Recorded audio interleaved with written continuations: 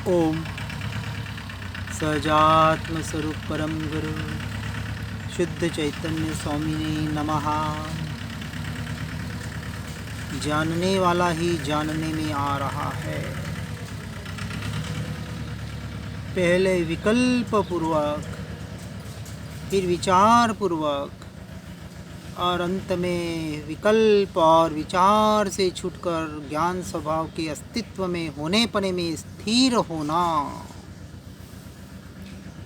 निर्विकल्प दशा तक पहुंचना, यही एकमात्र हमारा उद्देश्य है और इसी का नाम वास्तविक सच्चा ज्ञान है।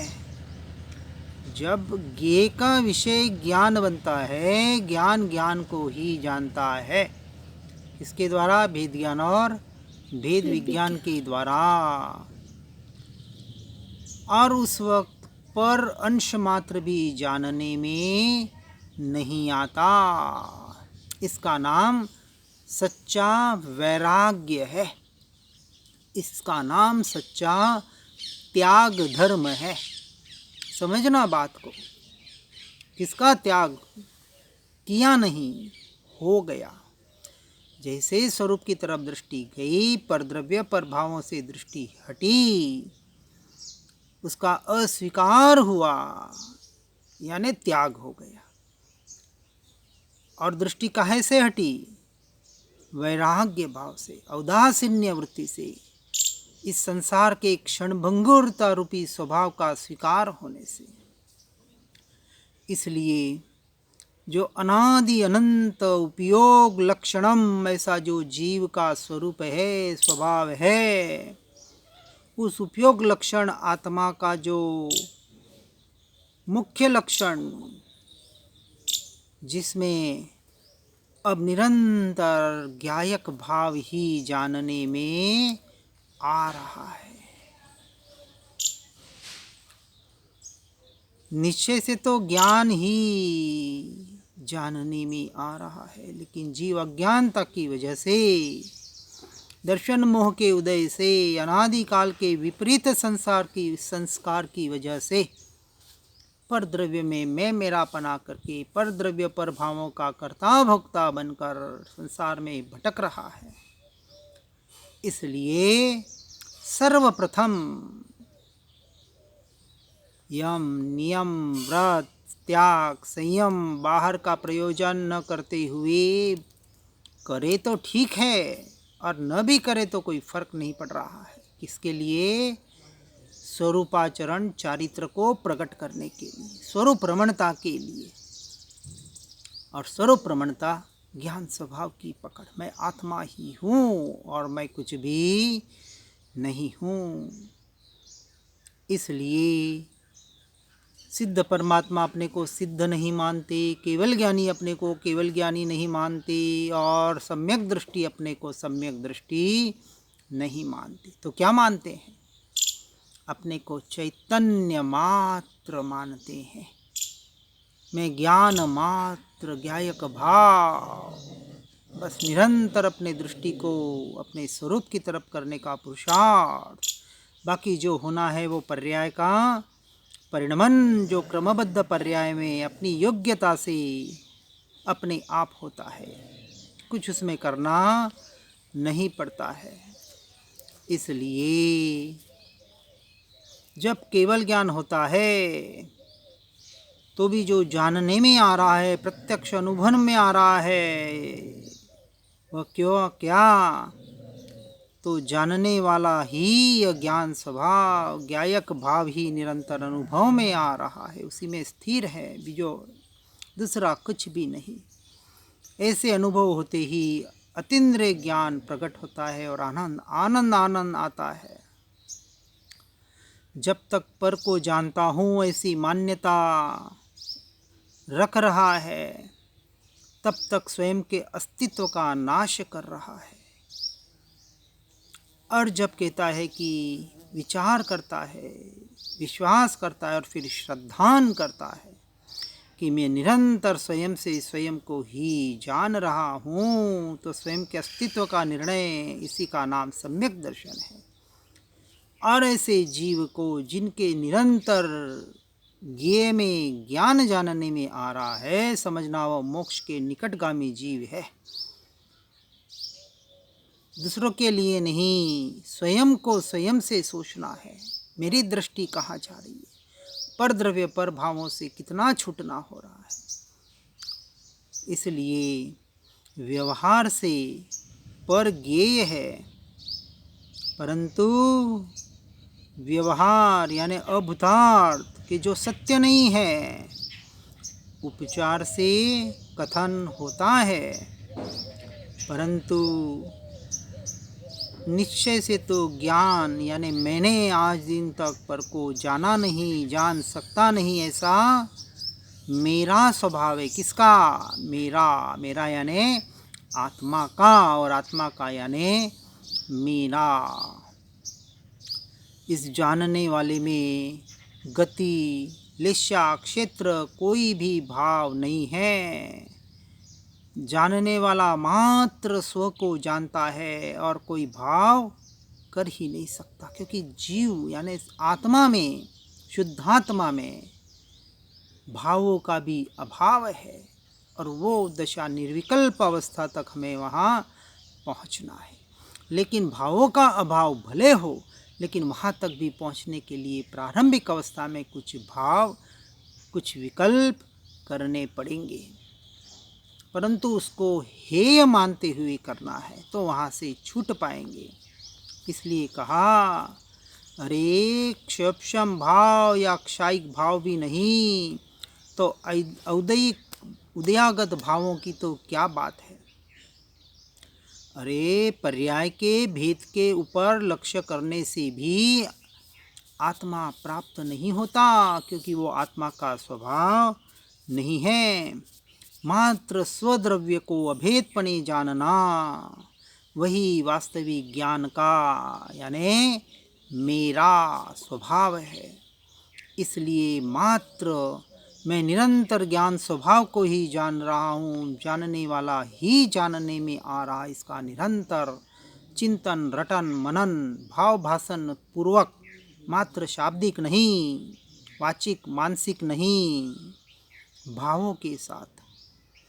इसलिए जानने वाले पर्याय से भी रहित त्रिकाली शुद्ध द्रव्य है, ऐसा श्रद्धान करना है। मात्र जानना ये तो पर्याय है।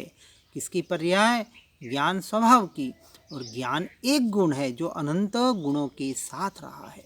ऐसे अनंत गुण जो असंख्य एक एक प्रदेश में रहे, ऐसे असंख्य प्रदेश, ऐसा अभेद अखंड एक परिपूर्ण द्रव्य यानी परिणमित होते हुए भी जो अपरिणामी है, ध्रुव तत्व है, ऐसे श्रद्धान होते ही परिणामी के ज्ञान में स्वयं की अनुभूति होती है।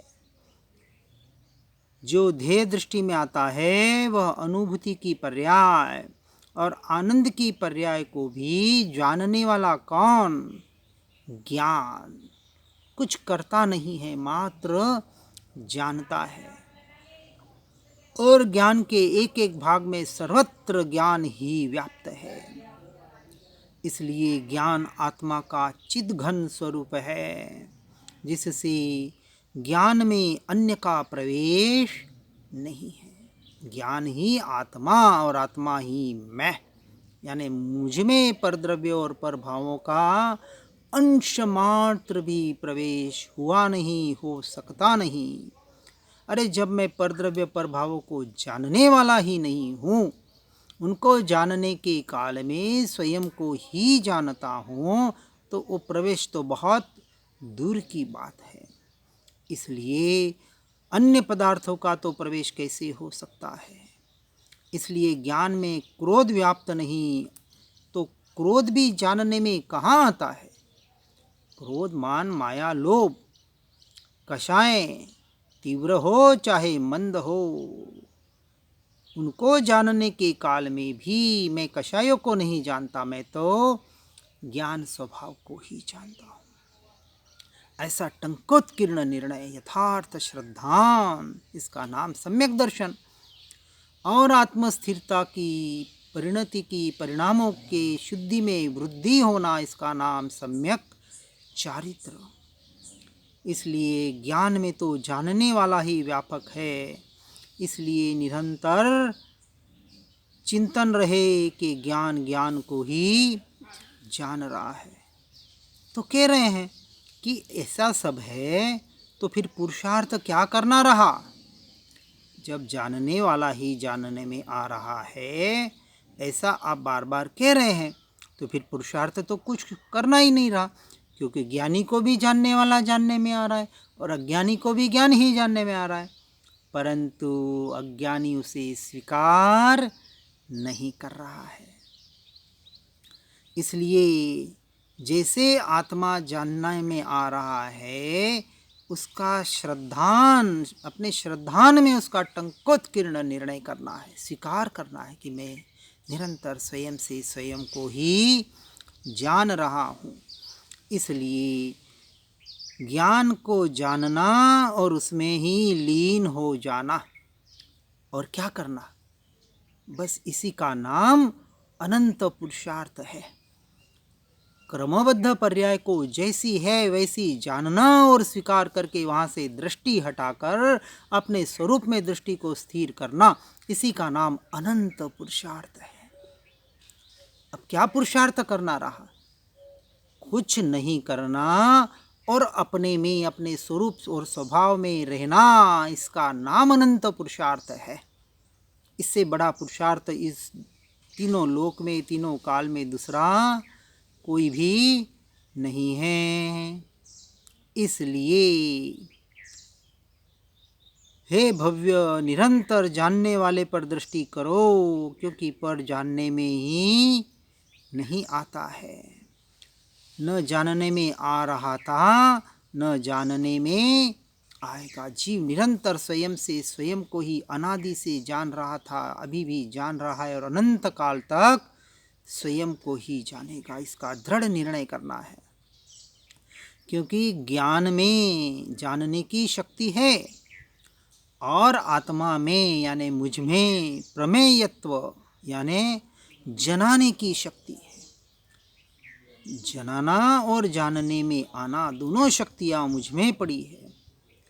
तो ज्ञान जानता नहीं और आत्मा जानने में आता नहीं, ऐसा कभी बनता नहीं है, क्योंकि इन शक्तियों के द्वारा जो जानने वाला और जो जानने में आ रहा है, दोनों जब स्वद्रव्य बनते हैं, अपनी आत्मा, अपनी निज चैतन्य शक्ति बनती है, तब उस जीव को सम्यक दर्शन प्रकट होकर वो मोक्ष मार्ग की तरफ उसमें स्थिरता के द्वारा बढ़ता है। इसलिए जानने वाला पर को जानता ही नहीं है। जानने में भले आ रहा है परंतु जानता नहीं है, उसी काल स्वयं को ही जानता है, ऐसा विश्वास पहले और विश्वास करके उसका निरंतर अभ्यास और रटन के द्वारा उसका सच्चा श्रद्धान करना, यही एकमात्र सम्यक दर्शन का, आत्मानुभूति का विषय है। इसलिए उसके बगैर पर से जानना छूटता भी नहीं है और विषयों की अभिलाषा भी नहीं छूटती है। विषयों से हर्ष, शोक, रति, अरति, आश्चर्य, जुगुप्सा, ग्लानि भी छूटती नहीं है, परंतु जैसे स्व को जान लेता है, स्वयं की महिमा आती है, तो पर की महिमा, पर की रुचि अपने आप छूटने लगती है। कम होते होते एक दिन संपूर्णतः छूट जाती है। इसलिए स्व को जानते ही पर की रुचि छूट जाए और ऐसा ही सच्चा त्याग धर्म जीवन में घटित हो जाए, यही एकमात्र स्वानुभूति का मार्ग है। इस मार्ग को हमें बराबर समझना है। इसलिए कहते हैं कि आत्मा कौन? मैं। चार गति में घूम के आया हूँ, भ्रमण करके आया हूँ। ये संसार कथा है, परंतु मैं आत्मा स्वयं से स्वयं को ही, यानी आत्मा आत्मा को ही जानता है। इसलिए कहा आत्म ध्याने आत्मा रद्दि मळे सवी आई, यानी मोक्ष रूपी रिद्धि मिलती है। आत्म भावना भावता जीव लहे केवल ज्ञान रे। माला गिनने के लिए नहीं बोला था, क्या बोला था कि हे जीव, हे आत्मन, तू निरंतर आत्मा से आत्मा की भावना कर, स्वयं से स्वयं का रटन कर, अभ्यास कर, निरंतर ज्ञान स्वभाव में टिकने का पुरुषार्थ कर। इसका नाम आत्मकथा है। चार गति में भटकी वो पर्याय, मैं नहीं भटका, मैं तो जहाँ था कहाँ था, अपने में ही था। इसका निर्णय करना है। इसलिए जानने वाला ही जानने में आ रहा है। मैं निरंतर स्वयं से स्वयं को जान रहा हूँ। ये किसका कथन है? ये एक सच्चे जैन का कथन है। जैन मतलब जैन कुल धर्म में पैदा हुआ वो नहीं, जो अपने आत्मा से आत्मा को जानने का निरंतर पुरुषार्थ कर रहा है, चाहे ब्राह्मण हो, हिंदू हो, मुसलमान हो, चाहे जैन हो, कोई भी हो, वो सच्चा जैन। और जिसे पर जानने में आ रहा है, जिसकी दृष्टि पर द्रव्य पर्याय के ऊपर है, उसे भ्रमणा का भूत सवार है, भ्रांति का भूत, अज्ञानता का भूत सवार है। इसलिए स्वभाव के सन्मुख होकर स्वभाव का ही अनुभव करना, यही सच्चा पुरुषार्थ, अनंत पुरुषार्थ है। और जड़ चेतन के परिणाम तो स्वयं होते हैं, होने योग्य हो रहा है, तत्समय की योग्यता से क्रमबद्ध पर्याय की दृष्टि से हो रहा है। इसलिए तुरंत यानी कल करे सो आज, आज करे सो अब करे सो नहीं, इसी वक्त से शुरू करना है कि जड़ चेतन के जो भी परिणाम स्वयं से स्वयं उसकी अपेक्षा से हो रहे हैं, इसलिए वहाँ से परद्रव्य और पर भावों से कर्तृत्व भोक्तृत्व बुद्धि को समेटकर, वहाँ से हटाकर अपने द्रव्य के ऊपर, अपने ज्ञान स्वभाव के ऊपर, ज्ञायक भाव के ऊपर स्थिर करना, और ऐसे श्रद्धान में स्वीकार करेगा तो सच्चा पुरुषार्थ घटित हो जाएगा। यह एक ज्ञान आज तक लक्ष्यपूर्वक, ध्येयपूर्वक उसको भीतर में उतारने का सच्चा पुरुषार्थ नहीं किया।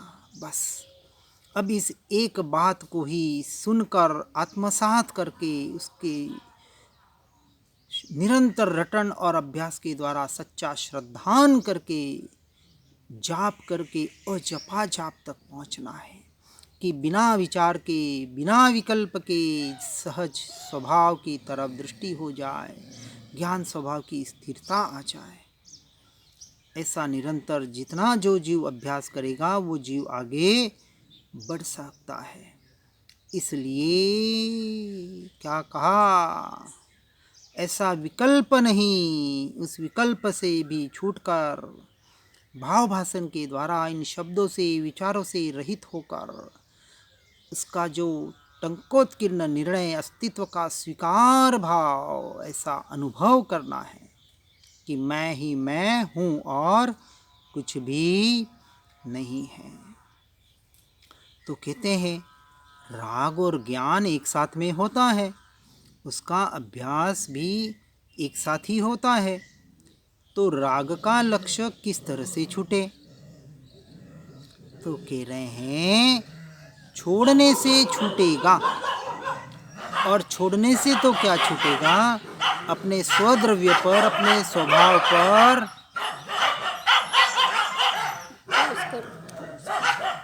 अपने स्वरूप पर लक्ष्य करने से छूटेगा, ऐसा कहा गया है। इसलिए ज्ञायक भाव का लक्ष्य करे तो राग का लक्ष्य अपने आप छूटे बगैर न रहे। जैसे जड़ को पकड़ के रखे और स्वयं नहीं छोड़ेगा तो कैसे छूट पाएगा। इसलिए दूसरे को फिर पूछता है। राग को तो स्वयं ने पकड़ रखा है और प्रश्न करता है कि कैसे छूटे, तो कभी छूट नहीं सकता। इसलिए राग मेरे में होता है, इस ध्येय का जो भूल है, और राग को मैं जानता हूँ यह ज्ञेय की भूल है, ज्ञेय की भूल है। इस बात को समझना है। हर जीव इस बात को सुनकर समझकर अपने स्वरूप में स्वभाव में लीन होने का पुरुषार्थ करे और परद्रव्य से परभावों से हटकर अपने स्वरूप स्थिरता का पुरुषार्थ करे तो परमात्मा स्वरूप तक पहुंच सकता है। जनाज्ञा विरुद्ध कुछ भी कहने में आया हो तो मिच्छामि दुक्कडम। ओम नमः।